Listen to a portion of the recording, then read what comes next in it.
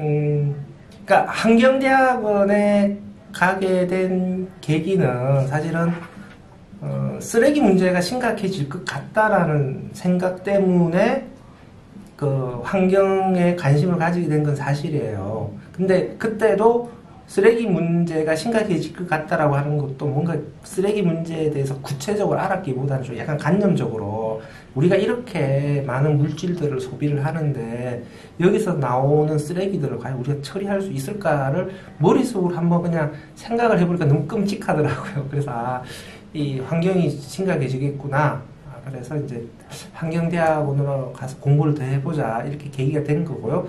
거기서 여러 가지 환경 이슈들 중에서 쓰레기 문제에 대해서 좀 그냥 논문을 쓰게 된 거는 되게 모든 대학원생들이 그러듯이 그냥 선배의 꼬드김이나 아니면 지도교수의 꼬임 뭐 이런 거죠. 그래서 쓰레기 연구하는 그 선배들의 꼬임에 빠져서 논문을 쓰게 됐고, 논문을 쓰게 되니까 오히려 이제 쓰레기 문제에 대해서 좀 더 구체적으로 고민이 생기게 됐고, 그러다가 논문으로 쓰레기를 쓴 김에 조금 더 알아보자.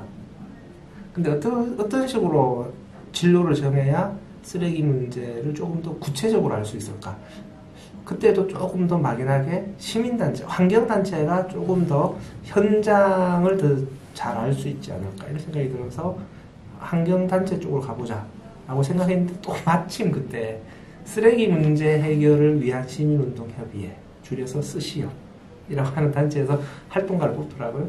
그래서 응모를 했더니만 덜컥 붙어버렸죠. 그래서 그때부터 그냥 쭉 쓰레기 쪽으로 빠져서 헤어나오지 못하고 있습니다.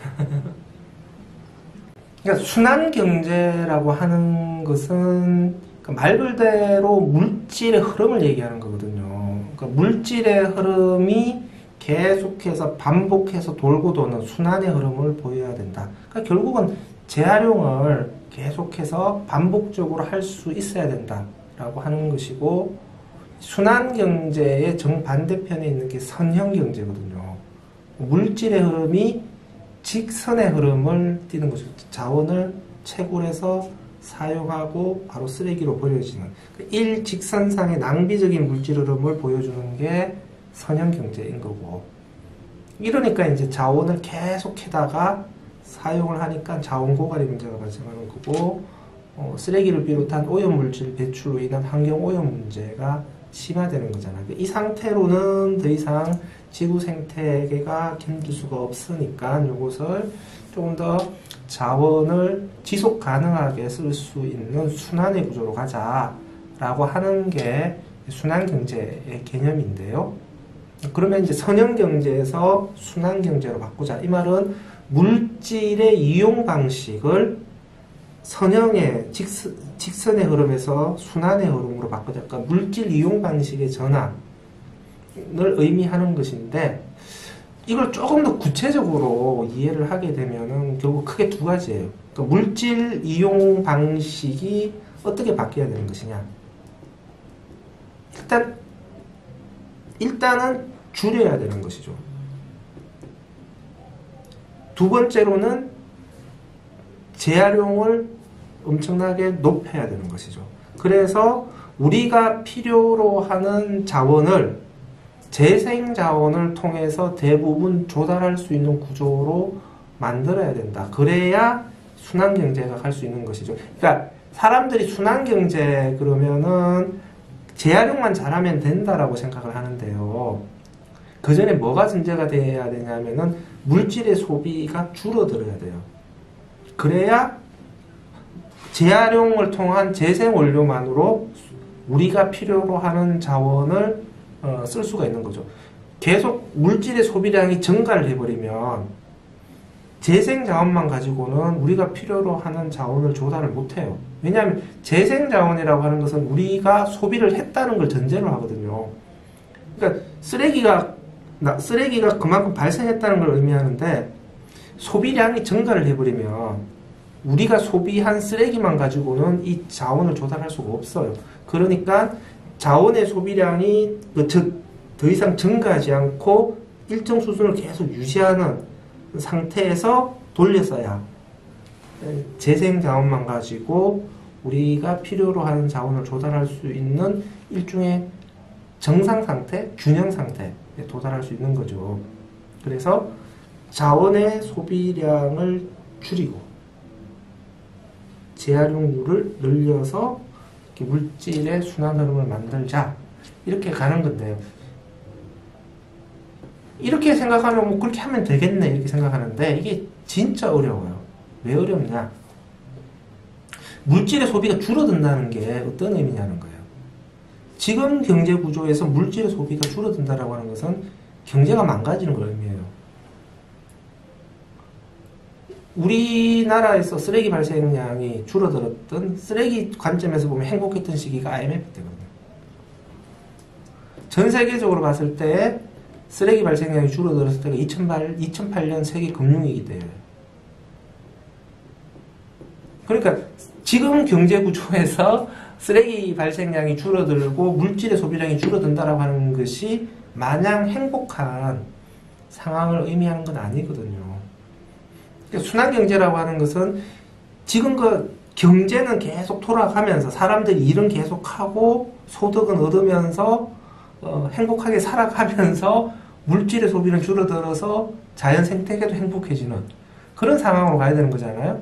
이게 엄청나게 어려운 과제죠. 그러니까 경제의 체질이 완전하게 바뀌어야 되는 거거든요. 그럼 어떻게 하냐? 모르죠, 지금.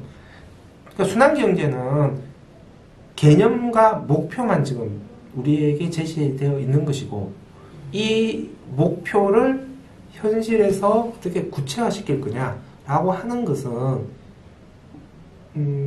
이제 우리가 해야 될 과제인 것이죠. 그러니까 순환경제를 되게 사람들이 편안하고 그냥 마냥 좋은 개념으로만 생각하는데, 현실에서 이것을 달성하는 것은 굉장히 어렵고 어떤 측면에서는 고통스러운 거다. 재활용이라고 하는 거는 그러니까 일종의 유기적인 흐름들이거든요. 그러니까 결국은 이제 순환이잖아요. 잘 만들어서, 그러니까 재활용이 잘 되도록 잘 만들어야 될 거고, 다음에 분리배출을 잘 해야 될 거고, 다음에 선별을 잘 해야 될 거고, 선별된 것을 좋은 재생원료로 잘 만들어야 될 거고, 이렇게 만든 재생원료를 또 기업들이 사용을 해야 될 거고, 이런 식으로 이렇게 돌아가는 건데, 물질의 흐름이 돌아가는데 각 생산자, 소비자, 선별업체, 재활용업체, 생산자, 각 주체들이 있는 거잖아요. 이게 물 흐르듯이 자연스럽게 다 해줘야 재활용이 잘 되는 거거든요. 생산자들이 잘 만들어서, 재활용이 잘 되게 잘 만들어서, 분리배출을 잘못해버리면은 재활용이 안 되는 거잖아요. 분리배출 잘해요. 근데 물건을 만들 때부터 재활용 안 되게 만들어버리면, 분리배출 백날 잘해봤자 재활용이 돼요? 안 되죠. 잘 만들고 분리배출 잘했는데 선별이 너무 후져. 그러면은 100개를 재활용할 수 있더라도 이 중에 50개만 재활용해버려요. 근데 선별까지는 잘했어. 근데 재생원료를 만드는 기술이 너무 낙후되어 있어요. 그러면은 좋은 재생원료를 못 만들게 되면은 원료의 품질이 안 좋은데 기업들이 어떻게 써요? 그러니까 이런 것들이 각각의 주체들이 다 잘해야 되는 거예요. 그러니까 재활용이라고 하는 것은 혼자 잘났다고 떠들어봤자 안 되는 거예요.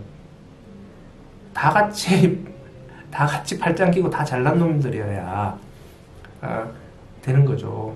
일단 이 구조가 중요한 것이다. 그래서 다 잘해야 되는 것이다.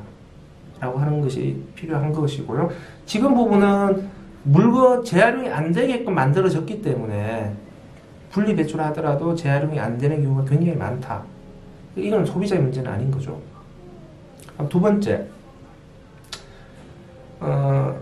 소비자들도 그냥 잘못 알고 있는 게 많은 거죠. 영어로 그 위시 리사이클링이라고 그래요. 영어도 있는 거죠. 그러니까 사람들이 재활용될 거라고 기대하고 버리는 거죠. 근데 실제는 재활용이 안 되는 거죠. 그래서 이 부분은 이제 결국은 정확하게 분리 배출하는 거거든요. 그러니까 우리는 이제 양에 대한 강박증이 있어서 많은 양을 배출하는 것을 미덕으로 생각하는데 많은 양을 배출하는 것이 중요한 것이 아니라 정확하게 배출하도록 해야 되는 거죠. 그러면 정확하게 분리 배출할 수 있도록 어떻게 해야 될 거냐 라는 것과 관련해서는 일단은 분리 배출 정보를 정확하게 제공을 해야 되겠죠. 그러니까 학교 때부터의 꾸준한 교육이 필요할 거고 다 큰 그 성인들은 머리에 아무리 교육해봐 잘 안 돼. 그래서 어렸을 때부터 좀 더 정확한 분리 배출에 대한 교육들을 해야 될 거고 두 번째로는 분리 배출 정보 제공 시스템이 지금보다는 훨씬 더 체계적이어야 되죠. 사실 뭐 책자 같은 거 보면서 찾기는 분리 배출을 할 때면 너무 힘들잖아요. 스마트폰으로 그냥 품목 검색하면 바로 그냥 분리 배출 여부에 대한 정보가 뜨는 게 좋은 거죠. 내 손 안에 분리 배출이라는 앱이 있어요. 근데 그게 전용 앱이라서 그 앱만 가지고는 좀 사용하기가 불편해요. 그래서 분리 배출에 대한 정보를 담은 홈페이지가 있어야 되고, 그래서 홈페이지 직접 들어가서 봐도 될 거고, 근데 또 홈페이지 굳이 찾아서 들어가느니 그냥 앱을 통해서 또 쉽게 검색을 하면 될 텐데 그 앱이라고 하는 게 개방형 체제로 가야 된다는 거예요. 내 손 안에 분리 배출 같은 전용 앱을 통해서만 접근할 수 있는 게 아니고 모든 국민들이 보편적으로 이용하는 앱을 통해서도 접근이 가능해야 된다. 그게 뭐예요? 카카오톡 같은 곳으로도. 그러니까 분리배출 정보 콘텐츠가 카카오톡과 같이 연동해서 공유하게끔 해주면 되는 거 아니에요. 그러면 카카오톡을 통해서도 그냥 아니면 뭐 픽스비 같은 거 있잖아요. 픽스비야 이거 어떻게 버려? 이렇게 하세요. 이렇게.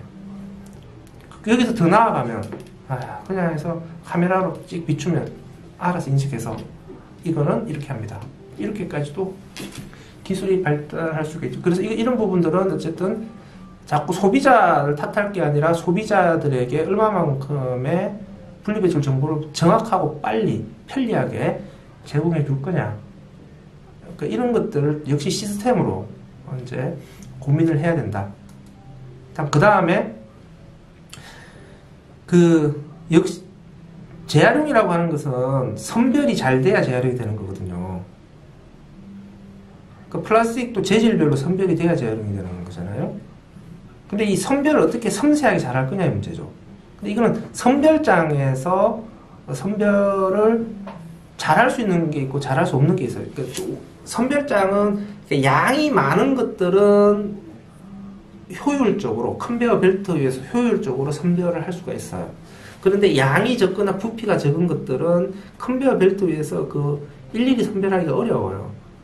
그러니까 컨베이어 벨트 위에서 뭐 인력을 엄청나게 투입하면 뭐 수십 가지, 수백 가지도 선별을 세분화해서 할 수가 있겠죠. 그런데 그럼 배보다 배꼽이 더 크지죠. 그래서 이제 선별과 같은 시스템도 좀 두 가지로 구분해야 될 필요가 있죠. 지금과 같이 일반적으로 분리 배출해서 그냥 컨베이어 벨트에서 선별할 수 있게 하는 거는 굵직굵직한 것들. 그냥 여기서 크게 양이 많은 것들 이렇게 구분만 하게 되면은 왕창 선별해서 재활용 업체로 넘겨서 재활용이 될 수 있는 것들. 부피가 작고 양도 적은 것들은 여기서 자잘자잘하게 못해요. 이런 것들은 따로 특별하게 관리를 해야죠. 그래서 저는 이제 특별 분리 배출 체계라고 하는 건데 이런 것들이야말로 거점에서 모아야죠. 그러니까 제로 웨이스트 매장 같은 경우가 좀 많이 활성화가 되면 이쪽에서 쓰레기를 모아야죠. 저는 뭐 이렇게 생각해요. 사실은 이런 쪽에 그 지하철에 물품 보관함 같은 거 있잖아요. 작은 상자가 수십 개가 한 벽면에 쫙 이렇게 쌓여 있는 거예요. 다 품목이 다 세분되어 있는 거죠. 여기는 칫솔 넣는 거고, 여기 빨대 넣는 거고, 여기 인공 눈물, 여기 이런 커피 캡슐 넣는 거고. 이런 식으로 모으면 재활용이 되는데 모으기가 힘든 것들 그런 식으로 할 수 있는 체계가 만들어지고 그러면 거기에 맞춰서 소비자들이 실천을 하면 되는 거잖아요. 그러니까 이런 식으로 하나하나 채워나가야 된다. 그래서 필요한 솔루션들을 하나하나 해야 된다. 그러니까 이게 크게 재활용 잘합시다, 분리배출 잘합시다 이걸로 해결될 문제가 아닌 거죠. 이제 구체적인 솔루션을 어떻게 하나하나 마련해 나갈 거냐 하는 게 중요하다.